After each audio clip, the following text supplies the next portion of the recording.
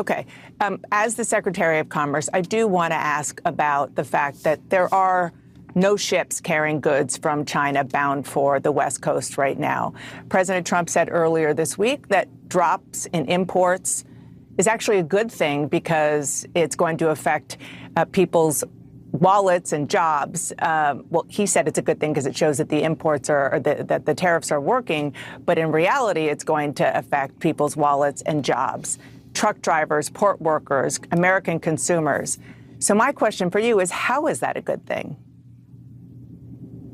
Well, I think the point that the president makes with his tariffs is that America has a $1.2 trillion trade deficit. That means other people are selling us goods that more than we are selling them. And that's just not balanced. It's not fair. We're losing $1.2 trillion a year, of which directly and indirectly to China, that's about $1 trillion. You know, China sells goods to Vietnam. Vietnam repackages them and sells them to us. So the idea is the president wants balanced and fair trade, and tariffs are the tool to create balanced and fair trade.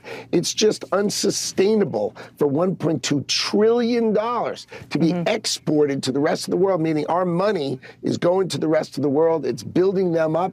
And over time, it's taken us down. And the president's here to fix it. So that's what he's trying to do with his tariffs. And I understand what you're talking about with regard to sort of economic policy, but there's economic policy and then there's how people in the United States actually feel and the immediate effect on them.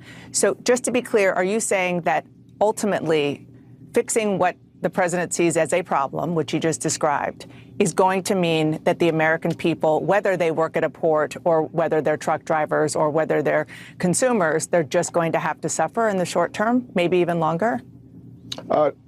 No. Let's take a look at the UK deal we did we announced on Thursday, right? We opened the opportunity for Americans to export to the United Kingdom $5 billion more than they've ever had the right before.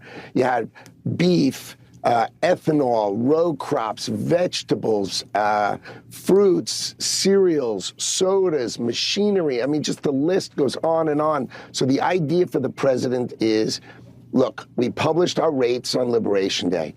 Negotiate with us, bring those rates down by opening your markets to Americans who can export. So what's going to happen is we're going to have imports. Of course, our ports, we are the consumer of the world. I mean, we consume $20 trillion worth of stuff. But that is